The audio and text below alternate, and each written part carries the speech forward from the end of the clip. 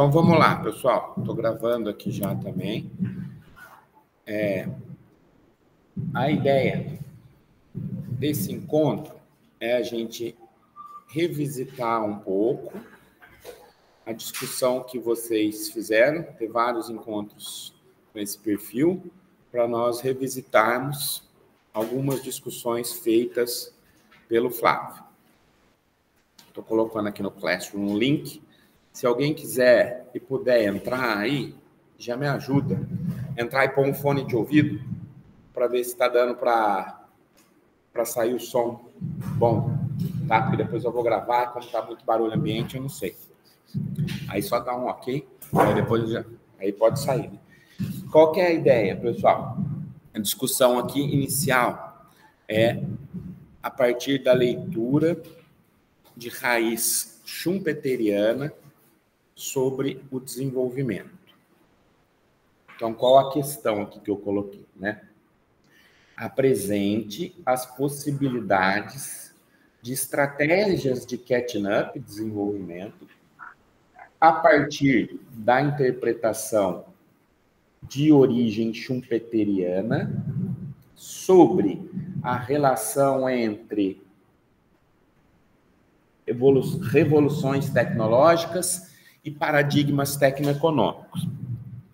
Então, o texto que fundamenta essa discussão é aquele do Marcelo Arend, que vocês viram, que sintetiza as contribuições de uma autora neo-schumpeteriana bastante destacada na literatura internacional, chamada Carlota Pérez.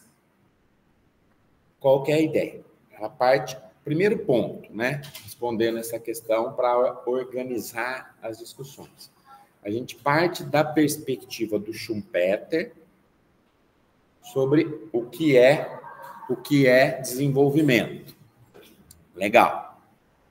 Então, apesar da gente não ter lido o autor em si, a gente está dialogando com essa perspectiva. A gente não leu o original, mas está fazendo aqui uma leitura de origem schumpeteriana e neo-schumpeteriana. Então, para o Schumpeter, o que é desenvolvimento? Desenvolvimento é diferente de crescimento. Crescimento ocorre quando eu não tenho mudanças, reorganizações nas estruturas. É só quando eu tenho, só entre aspas, né, que já é difícil a gente conseguir o crescimento, mas avanço nos agregados. Em melhores, redução do desemprego pode ser uma consequência, aumento do PIB, aumento da renda per capita, legal. Só que eu não mudo as estruturas. Ele vai até falar, olha, eu estou num ponto de equilíbrio quando eu estou no crescimento e vou avançando nos agregados monetários. Agora, o desenvolvimento envolve, então, primeiro, para a gente dialogar com as diferentes possibilidades, a gente define o que é o desenvolvimento, do Schumpeter. O desenvolvimento envolve diferentes configurações da economia. Então, Schumpeter vai falar, como a gente já sinalizou lá no começo do curso, né? Mas sintetizando a abordagem de diversos autores. Desenvolvimento é um processo, Schumpeter já fala aí, ó, tem que entender a noção do tempo. Não é um equilíbrio, um pontozinho, outro ponto e como isso muda. Eu preciso entender a dinâmica do processo.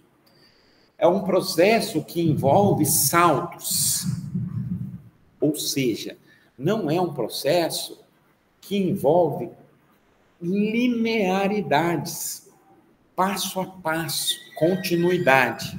É claro que há sequências lógicas das estratégias, mas elas ocorrem via saltos, rupturas, transformações e desequilíbrios, palavra do Schumpeter. Então, eu tenho saltos, mudanças, rupturas, reconfigurações e desequilíbrios. Quais desequilíbrios?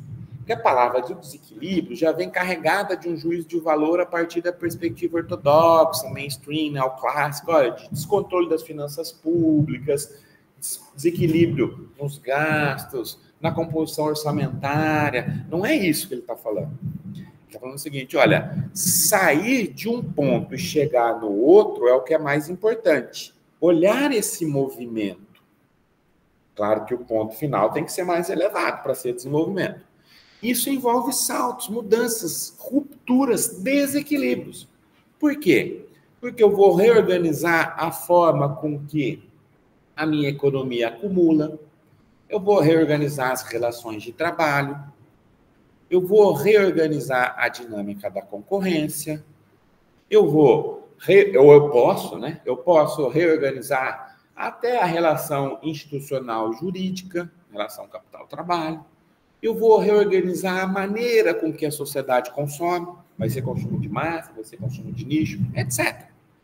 Eu vou reorganizar as fontes de energia, os modos de locomoção, etc. Então, ele fala, eu tenho diversas formas de reorganizar esse processo. Só que isso gera desequilíbrio. Porque eu exijo novas empresas, novos setores, novas qualificações dos trabalhadores, novas formas de se relacionar na vida. Olha o que a gente está fazendo aqui. Não que seja desenvolvimento, né? Mas, estamos numa aula e está gravando. Tem uma nova dinâmica. Se eu fosse só gravar a aula, eu vou ter que ter uma dinâmica um pouco diferente daquela em sala, ou mais curta, ou etc. Então, envolve diversas formas de reorganização. Isso traz desequilíbrio, Schumpeter fala. Esse processo, ele é marcado por uma lógica de destruição criadora. Então, eu destruo as organizações antigas, as formas antigas, as instituições antigas e recoloco as novas. Claro, pessoal, sobre o que é, então, desenvolvimento na perspectiva do Schumpeter. Legal. Na leitura neo-schumpeteriana, que o Marcelo Arendt está sintetizando aqui, a partir da Carlota Pérez, ela vai falar o seguinte: esses processos mais de longo prazo, esses processos de saltos, mudanças, rupturas de longo prazo, eles estão associados sempre a revoluções tecnológicas. Então, eu tenho grandes ondas de revoluções tecnológicas. Schumpeter é o principal economista clássico da economia que atribui o papel central da tecnologia, o Marx também, né? Mas Marx é mais do que isso, a reorganização da dinâmica da acumulação, do desenvolvimento, ou do subdesenvolvimento, certo? Do avanço da sociedade. Então, ela vai falar, olha, essas ondas longas são, de certa forma, determinadas pelas revoluções tecnológicas. O que é uma revolução? Olha, um conjunto de inovações ubíquas.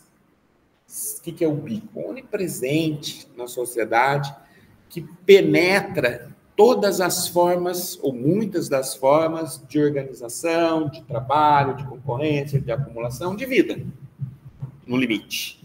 E reorganiza a sociedade. Para ser uma revolução, eu preciso levar esse caráter ubíquo. Um conjunto de novas tecnologias, de inovações, conjunto grande, que leva ao surgimento de novos setores, novas formas de organização, penetração, inclusive em atividades antigas. De novo, é o que a gente está fazendo aqui, ó. Atividade mais antiga, remete lá a Jesus Cristo, praticamente falando para os seus discípulos, tal, mediado pela tecnologia. De certa forma, que reorganiza o processo. Então, é ubíquo, ela penetra até nessa atividade. E vai reorganizando, algumas mais e outras menos. E uma revolução também, muitas vezes, está associada ao nascimento de diversos novos setores que vão empurrar o processo. Ela vai falar, olha, no primeiro momento, a revolução na máquina têxtil, depois nas fontes de energia a vapor, depois no motor a combustão, o petróleo, essa seria a terceira revolução industrial na periodização dela, né? Depois vem com a terceira, na verdade, é o aço e a eletricidade, desculpa. A quarta, o petróleo, a quinta, a informática. Não precisa colocar os rótulos aqui, só para vocês entenderem. Em geral, uma revolução está associada também a novas fontes de energia, ou novas maneiras de utilizar a energia, na definição dela. Ok. Então, desenvolvimento, ondas longas, e esse desenvolvimento vem impulsionado por revoluções tecnológicas que exigem um conjunto muito amplo, intenso, concentrado no tempo de transformações. Não é uma ou outra só. Aí, o que a Carlota Pérez vai falar? Ó, estratégias e possibilidades de desenvolvimento, é a pergunta, né? Olha, essas diferentes ondas, elas vão necessitar para se materializarem uma mudança no que ela chama de paradigma tecno-econômico. Paradigma é um modelo tecno-econômico, é muito mais só do que a tecnologia, tem a dimensão econômica e a dimensão política, social e institucional também. Então, ela vai falar, para cada conjunto de revoluções, emerge um novo paradigma. Um paradigma é um modelo, uma forma de pensar as determinadas questões, uma forma de se organizar politicamente, institucionalmente, uma forma de regular o trabalho. Por exemplo, como que a gente vai pensar as relações de trabalho numa economia caminhando para a plataformização? Será que a forma de regulação adequada é aquela tradicional da CLT? Ou será que é a do total livre mercado? Ou será que tem um meio termo? Meio termo não é uma palavra correta, mas novas formas de entender os desafios colocados para isso, buscando um reequilíbrio da relação capital-trabalho. Essa é uma questão muito típica de uma mudança no paradigma. Só que a gente está no período de transição. Como que você tem forças puxando para um lado, forças puxando para outro, e você precisa entender institucionalmente, politicamente, economicamente, o que é mais razoável, de certa forma, ou mais favorável, etc., para um desenvolvimento mais equilibrado. Então, ela vai falar, no paradigma eu tenho formas de organização institucionais que são típicas dessas novas ondas. Consumo de massas vai ser lá na segunda revolução industrial. Para ter o consumo de massas eu preciso ter produção em escala, eu preciso ter crédito, eu preciso ter concentração bancária, etc. Ok. Então, o paradigma vai trazer um conjunto razoavelmente padronizado de questões, de problemas, seja na dimensão científica, tecnológica, leitura schumpeteriana sempre parte daí, seja na questão política, institucional e da lógica da concorrência. Eu preciso organizar a sociedade e o paradigma para suportar esse avanço. E o que outros autores vão falar? As tecnologias sociais são muito importantes. O que são as tecnologias sociais? Como fazer, como organizar a sociedade perante aqueles avanços tecnológicos, avanço sentido técnico mesmo. Se eu tenho a plataformização, como que eu vou organizar isso? Quais vão ser as tecnologias sociais nessa direção? Poxa, eu vou pedir comida em casa só agora? Vou fazer aula online? N questões que vão surgindo aí. Como que vai organizar o transporte? Poxa, será que faz sentido eu pensar num sistema de mobilidade coletivo, utilizando a plataformização, avançando também, obviamente, nos métodos mais tradicionais e combinando isso, talvez, com o transporte público de massa, onde é possível? Como que eu combino isso? São questões que vão surgindo a partir dos novos paradigmas. Isso é tecnologia social. Como eu vou fazer, como eu vou organizar, como vai ser a divisão do trabalho, como vai ser a forma com que a sociedade vai se colocar perante essas questões. Então, elas precisam estar casadas. Isso, a ideia de paradigmas. Ficou claro, pessoal? Então, desenvolvimento, evoluções tecnológicas e ondas longas estão casadas com paradigmas que vão modificando-se, ou devem se modificar para ser funcional, para caminhar para o desenvolvimento.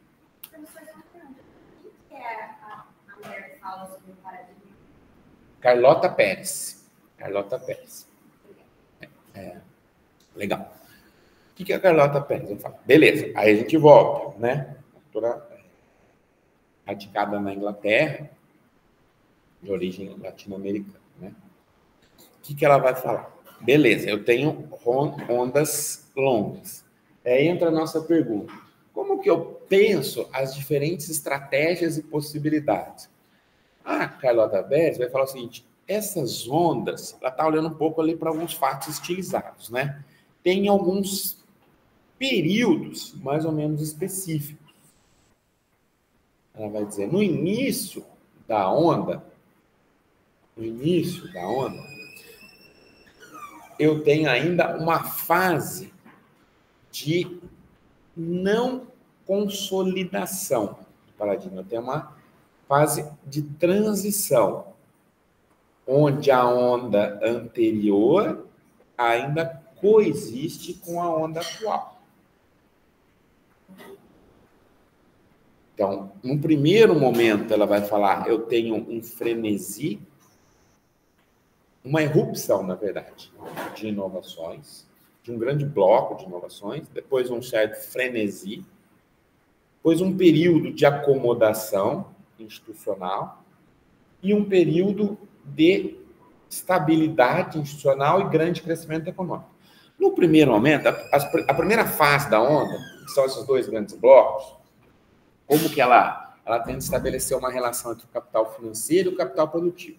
Ela fala, no primeiro momento, há um conjunto de capitais ociosos, de certa maneira, buscando maior rentabilidade, como sempre.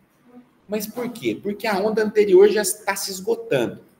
Então, eu tenho gente procurando aí o grande capital, novas formas de investir em novas inovações para potencializar minha rentabilidade.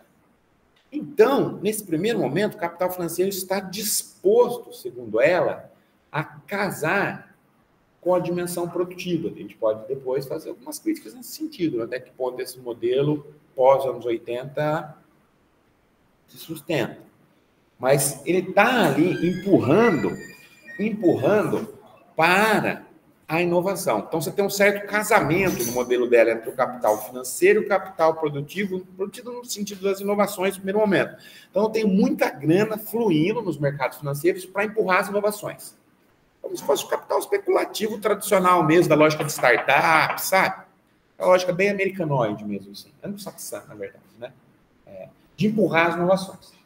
Aí ela fala, beleza, porque eu tenho capital sobrando, porque a onda anterior já está esgotando. Então, eu tenho um certo frenesi e depois eu tenho bolhas. Eu tenho certas bolhas. Normal, dos ciclos de inovação. Por exemplo, pode ser o que está acontecendo agora no mercado de carros elétricos na China. Claro que a lógica de bolhas lá é muito diferente, né? Porque o capital é muito mais regulado, você tem um direcionamento, mas você tem um monte de empresa, de startup grande, a partir de capital financeiro bastante parrudo, sustentando, que não vai sobreviver. Esse mercado vai se concentrar no médio prazo. Isso é a tendência. Algumas delas até faliram já. Né? Não está claro, sei lá, que a Xiaomi vai ser um player relevante, ou a Huawei, apesar de serem super relevantes nas suas áreas em eletrônica. Está claro. Como diversas outras, inclusive. Isso é normal, é lógica do capital, da concentração. Mas estão lá disputando. Aí, beleza. Eu passo para a segunda fase, terceira e a quarta fase, né? Que são o segundo bloco, que ela vai falar, desculpa, um pouquinho antes disso, eu tenho uma crise, em geral, eu tive, de acomodação, bolhas, e esse primeiro momento é um momento muito mais liberal, ela vai falar, de livre mercado mesmo, dentro do que é possível ser livre mercado, você empurrando nessa direção e deixando o capital especulativo empurrar nessas evoluções. Aí eu tenho crises e eu tenho uma reacomodação institucional, ou eu tive. No fundo, é regular a relação capital-trabalho, ela está falando. Não está usando esses termos, mas ela está remetendo a isso. E criar, fomentar uma estratégia de desenvolvimento mais funcional, mais próximo ao desenvolvimento. Menos desigual, mais equilibrada, mais inclusiva, mais democrática e mais funcional. Que são a terceira e a quarta fase. Ela fala, olha, no período histórico mais recente nosso, é o período ali pós-Segunda Guerra Mundial, período pós-Bretton Woods, que eu tenho uma funcionalidade, certo? Nessa fase eu tenho um crescimento maior, uma maior geração de empregos, uma maior participação do Estado, em termos qualitativos, disciplinando o capital financeiro, uma maior inclusão dos trabalhadores no processo decisório, uma maior democratização e melhores geração de emprego e renda e até, por que não, uma tentativa de redução da desigualdade, olhando em termos mais amplos, né, pessoal? Isso vale país para país, é bastante complicado, a gente tem que descer. Ok, beleza, pavimentamos toda a teoria. Agora vem a pergunta, né? Como olhar para as diferentes trajetórias ou possibilidades de trajetórias? eles vão falar o seguinte, os autores, ela e os autores de origem neo-schumpeteriana, diversos deles. Olha, na primeira fase, você pode fazer diversas críticas. Quais são as condições políticas domésticas? Qual a correlação de força? Como que eu consigo reorganizar a política institucionalmente para avançar? Mas ela está falando dos fatos estilizados, né? Não está falando de nenhum país específico. Na primeira fase, primeira e segunda frase, primeiro bloco, quando eu tenho uma irrupção ainda da revolução, ela vai dizer o seguinte: essa talvez seja o melhor momento para você se engatar numa nova onda, fazer o processo de catching up, de emparelhamento ou pavimentar uma estratégia de desenvolvimento. Por quê? Olha, os países devem buscar, na verdade, reorganizar suas políticas, suas estratégias, para se aproveitar do momento em que há uma transição de ondas. Parece um pouco que a China tem feito também. Por quê? Quando eu tenho uma transição, ela vai falar, há uma instabilidade maior. Instabilidade maior em que sentido? As tecnologias não estão dadas. Leitura schumpeteriana, né? O padrão tecnológico não está dado. Ainda há várias disputas. Os principais agentes internacionais, as multinacionais, ainda não estão consolidadas. Quem vai ser o líder de cada mercado? Qual vai ser a forma de organização? Está tudo muito instável. E o conhecimento, ele é muito mais tácito. Bom, os neo-schumpeterianos, a barreira ao conhecimento e ao aprendizado tecnológico é central. Então, ela vai falar, ainda está muito mais tácito, está muito mais nas pessoas ainda, está muito mais difuso, está muito mais nas universidades, nos centros de pesquisa, está menos nas patentes, menos nos segredos industriais, está menos consolidado, está muito mais em disputa.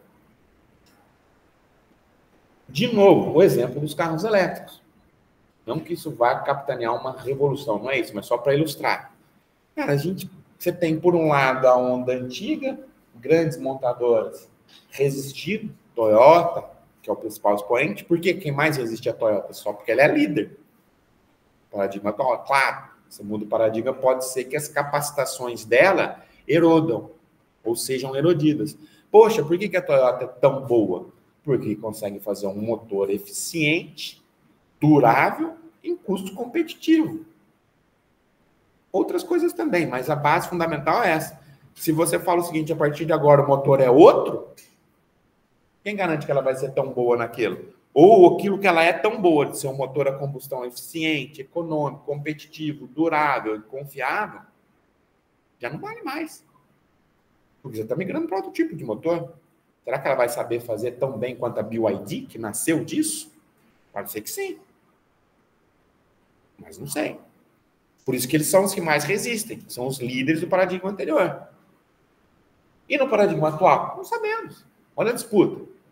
Tanto é que o líder, até o ano passado, era a Tesla, o novo entrante. Certo?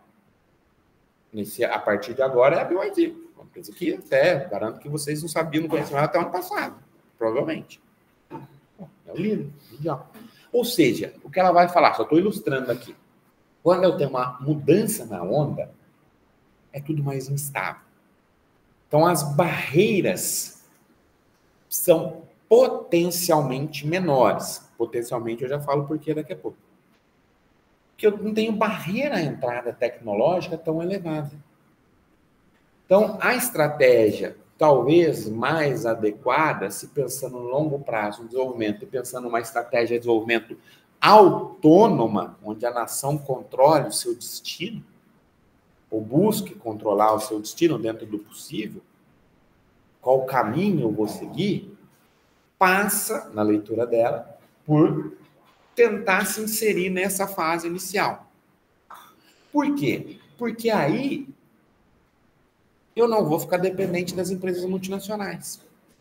Aí eu vou construir capacitações tecnológicas domésticas.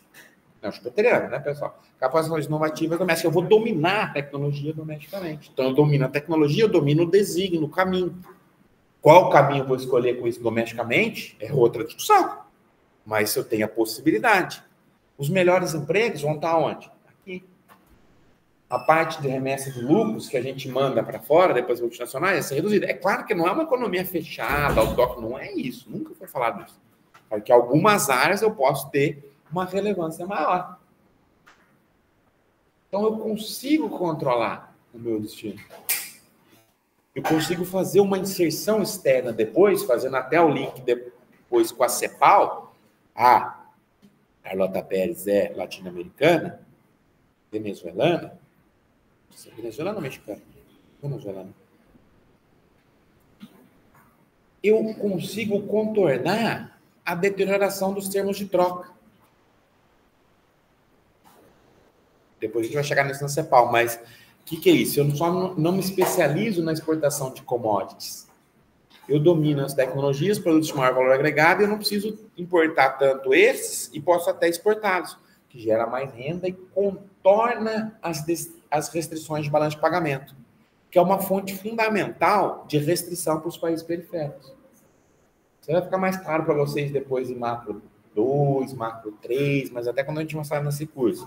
Olha, o limite para a formulação de política econômica num país periférico não é dado domesticamente. Além das disputas políticas, etc., tal, mesmo se o presidente do Banco Central fosse, sei lá, presidente do CAECO, virasse presidente do Banco Central, não pode jogar os juros lá bem mais para baixo de uma hora para outra. Por quê? Por mais que ele tenha vontade, que ele tenha comprometido com isso, que ele tenha apoio doméstico, tem as condições internacionais que dão certos limites. De certa forma. E esses limites são maiores ou menores de acordo com a nossa inserção, com o nosso desenvolvimento das forças. O limite na Alemanha é muito maior do que no Brasil. Na França, talvez seja menor do que na Alemanha, mas é muito maior do que no Brasil, e assim sucessivamente. Então, a Carlota Pérez fala, olha, se eu construo uma inserção autônoma, ou busco, eu reduzo esses limites, eu reduzo a determinação do termo de troca. Problemas. O que eu preciso para fazer a inserção nessa fase inicial? Eu preciso ter um acúmulo de capacitações domésticas. Aí talvez é aquela discussão até do Abramovich. É uma discussão que um economista bastante famoso, né, um chupeteriano também, chamado Kun Lee, Q1, K-E-U-N, Lee, L-E-E, sempre fala. A América Latina adotou uma estratégia de entrar nas ondas nas fases finais, e a Ásia sempre estava de olho, a Ásia, né? Japão, Coreia, China, Singapura, Taiwan, nas fases, no momento que tivesse a ruptura, a mudança. Mas para isso significa, é uma discussão bastante complicada, a gente não faz na graduação, mas só para vocês entenderem a ideia. Significa eu tentar pavimentar o caminho para, quando vier uma transição, eu tiver condições de jogar melhor. Foi exatamente o que a Coreia fez. Só que para isso eu preciso construir capacitações. Capacitações produtivas, tecnológicas e de investimento em ciência e tecnologia, basicamente. Recursos humanos, Sistema Nacional de Inovação. Então, significa eu estar olhando sempre para frente. Significaria, em exemplo, muito, assim, no nível da graduação, termos atual, investir muito e desproporcionalmente em inteligência artificial hoje. E não investir, talvez, em economia, em outras áreas. Ou seja, isso tem um certo risco, claro. Mas não há grandes incertezas de que a inteligência artificial vai ser a tecnologia que é o equivalente aos semicondutores hoje, transversal. Você é muito inteligente para sacar isso. Como? De que maneira vai ser regulado? Vai ser reorganizado? Se vai ser benéfico? Se vai gerar emprego e renda? É outra discussão. Só que se eu nem dominar a tecnologia e centeria, eu não consigo nem participar dessa discussão, porque vai vir de fora. Agora, se eu tenho domínio doméstico, eu tenho força. Vai falar, não, aqui no Brasil, dessa forma, dessa maneira, de tal padrão, pautar, organizar, frear ou acelerar. Agora, se eu nem domino, vou ser atropelado. Significa olhar para onde vai vir a nova mudança. Só que isso tem custo. Isso é mais de longo prazo. Isso envolve, de certa forma, as escolhas. Claro, envolve riscos. Riscos não sei se são tão grandes, porque às vezes é mais claro, né? Mas envolve arbitrar, né? Colocar recursos numa área numa outra. E o crescimento é menor no curto prazo. Aí eu posso desenvolver empresas locais, capacitações locais. Então, essa seria uma possibilidade mais autônoma de inserção para buscar o desenvolvimento mais autônomo, né? A segunda possibilidade, a segunda estratégia que eles vão colocar, para a gente finalizar, seria uma estratégia de entrar nas ondas, na fase final da onda, das duas ondas. Que é basicamente o que o Conley sempre fala que a América Latina fez. Entrar em tecnologias de ciclos longos, onde já está mais maduro. Aí, entre aspas, é mais fácil. Por quê? Quando a tecnologia já está numa fase, quando a onda já está num ciclo já de desaceleração no centro, então eu tenho um capital ocioso no centro querendo migrar para a periferia, com investimento direto externo, para dar uma sobrevida à acumulação. Nesse cenário, investimento direto externo, as multinacionais vão ser muito mais representativas nos países. No caso da América Latina. Que é o caso bastante ilustrativo do plano de metas. Claro que tinha outras discussões também. Mas no fundo é o seguinte, eu pego a onda lá fora que está meio, né, vou dizer acabando, mas já está desacelerando, me aproximo do investimento direto externo das multinacionais, trago a competência produtiva para cá, não tecnológica, e acelera o processo. Claro que tinha uma estratégia de longo prazo, desenvolver domesticamente também, mas assim, não é autônomo, porque eu estou sempre atrás. E aí eu vou ter uma consolidação de uma estrutura que é muito dependente das multinacionais. Isso vai ter alguns problemas. Quais problemas? Eu vou remeter, problema contábil no primeiro momento, eu vou remeter lucros e dividendos para fora. Juros e outras remunerações de capital para fora. Mais renda lá fora é pior do que mais renda aqui dentro, por definição. Gera menos dinamismo. Depois, da onde vai vir o controle da tecnologia? Fora. Qual a minha margem, possibilidade de autonomia? Pequena. Onde vão estar as atividades de pesquisa e desenvolvimento? Ou seja, os melhores empregos, as posições de comando, mais lá fora. Tem alguma coisa aqui também. No caso do Brasil, que é relevante, né? País bastante relevante na internacional. Mas, cara, está quase tudo lá fora. Os melhores empregos. Aqui acaba sobrando um emprego que é para cortar custo, mais pressão para redução de direito trabalhista, etc. Então, você aperta. Ah, mas gerou emprego e renda, e gerou crescimento, verdade. E comparado com a nossa realidade prévia, deu sim um investimento, de certa maneira. Só que isso gera mais crescimento no curto prazo. Só que na leitura dela, isso condiciona as possibilidades futuras de uma inserção autônoma. Por quê? Se eu tenho uma estrutura dominada por empresas multinacionais, como que eu vou estar pronto para entrar na próxima onda, quando vier a próxima onda? Certo? Eu não estou...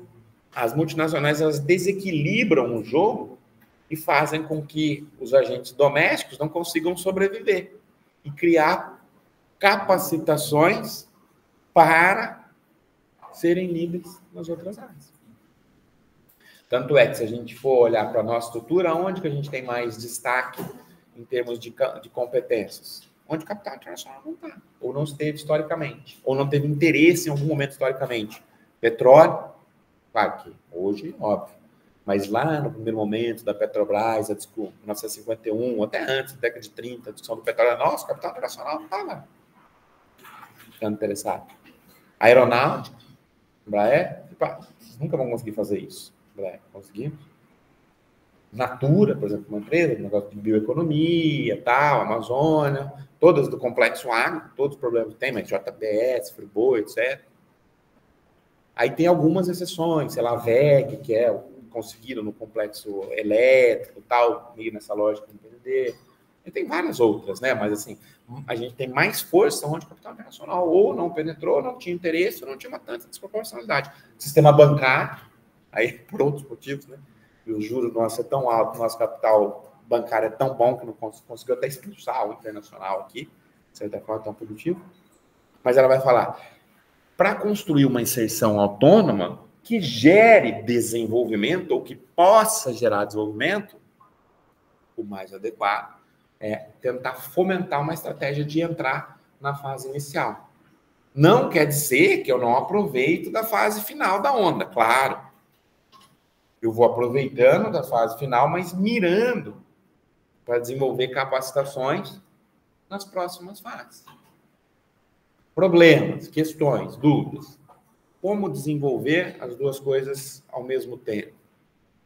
Como construir e desenvolver capacitações em algo que está vindo, sendo que você está, sei lá, muitas vezes vendendo almoço para pagar janta.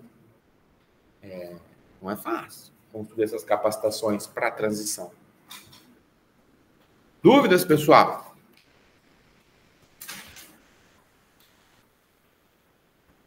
Beleza. Ó, vou finalizar a gravação aqui. A gente respondeu essa questão, sintetizou o que foi discutido. Ah, tá. E depois